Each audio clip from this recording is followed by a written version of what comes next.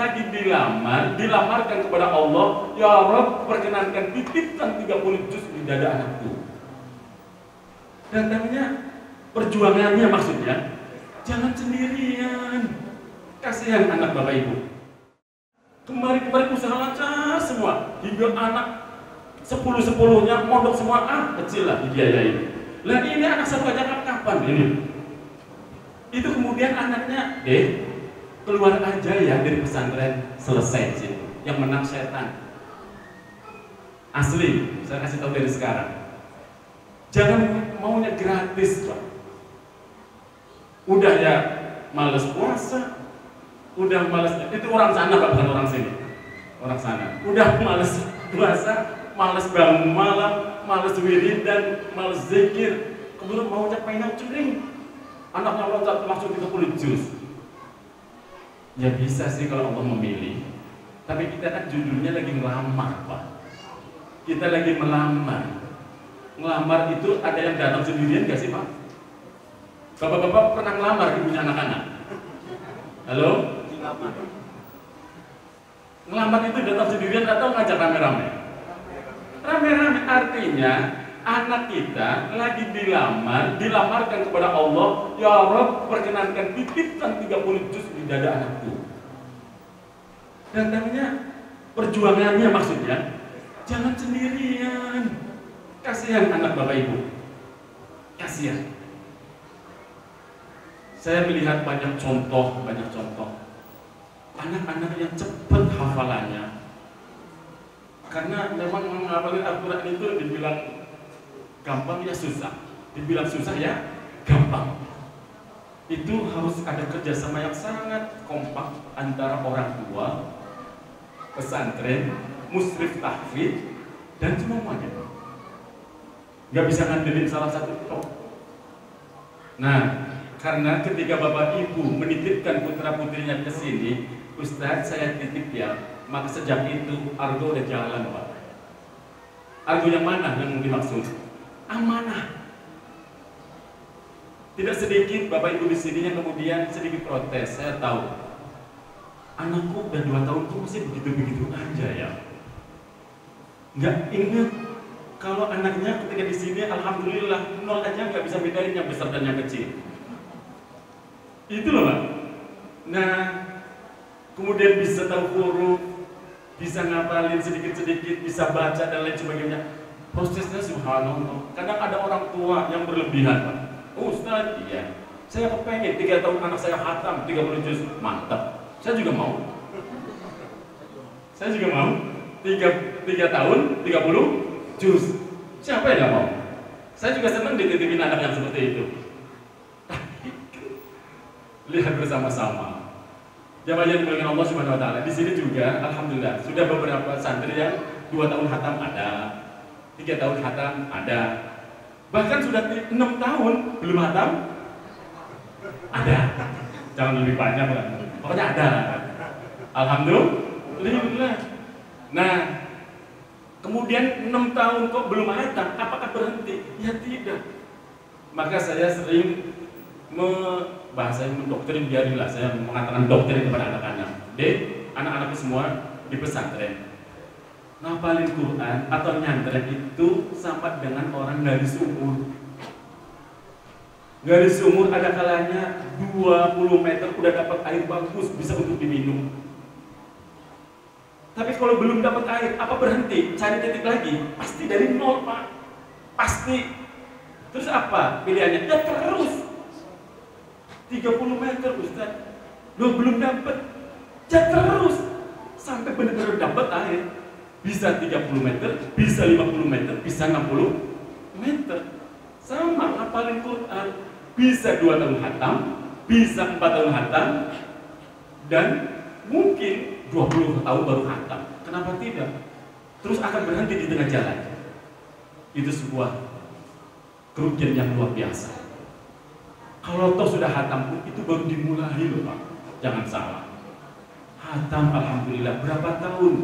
12 tahun, 6 tahun di SD, 6 tahun SMP, SMA. Itu khatam baru mulai loh Pak.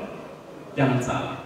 Karena apa? Yang namanya hafal Al-Quran itu harus dipahami oleh orang tua maupun si anak itu sendiri.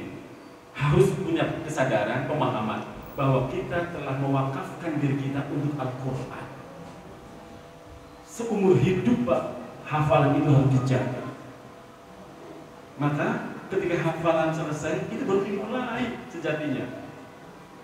Udah hafalan selesai, kata siapa? Baru harus sudah lebih serius.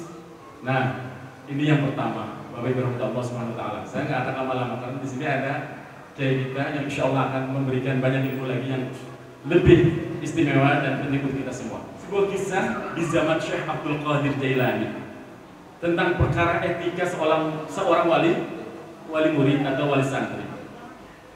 Ada seseorang yang punya hati kurang baik kepada Syekh Abdul Qadir Jailani, dan dia terus berupaya untuk mencari jalan bagaimana mencari kekurangan si Syekh tadi.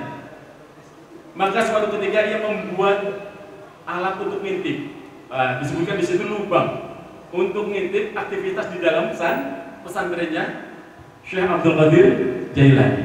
Nah, kebetulan ketika lagi diintip, Syekh Abdul Qadir itu dilihatnya lagi makan bersama muridnya.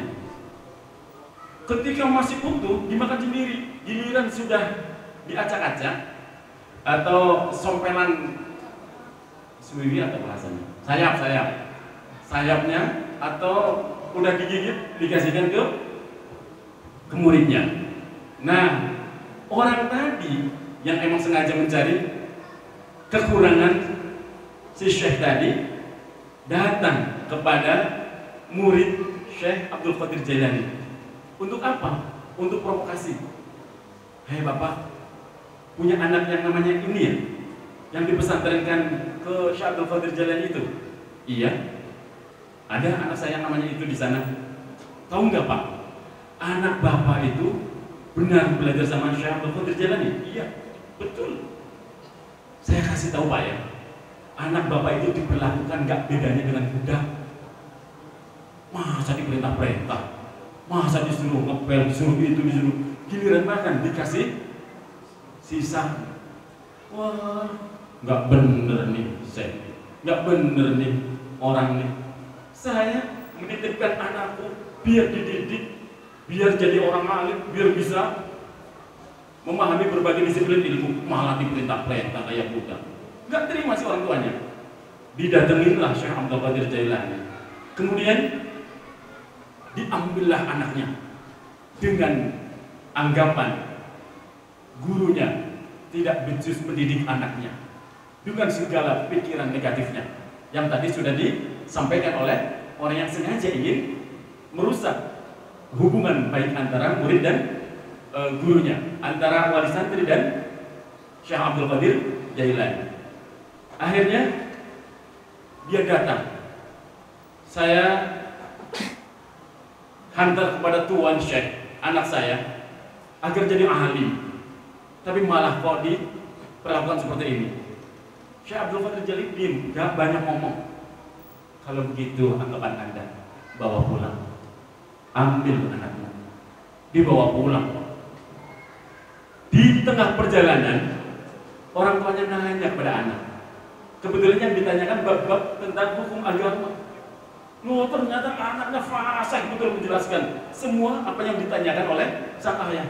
Loh, kok alim begini anakku? Ternyata pinter. Wah, orang itu salah menginformasikan. Katanya suruh bantuin pekerjaan syekhnya, gurunya. Ternyata orang alim. Akhirnya apa? Putar balik. Kemudian berpikir untuk mengembalikan anaknya kepada Syekh. Wahai Syekh, terimalah kembali anakku untuk belajar dengan Tuhan. Tuhan, tolong didiklah anakku.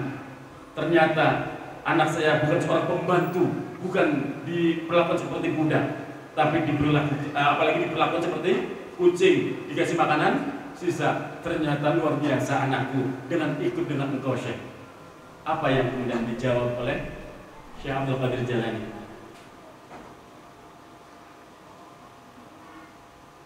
Tidak mau menerima kembali.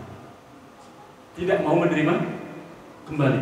Kata beliau, bukan aku tidak mau menerima kembali, tapi Allah sudah menutup pintu hatinya untuk menerima ilmu.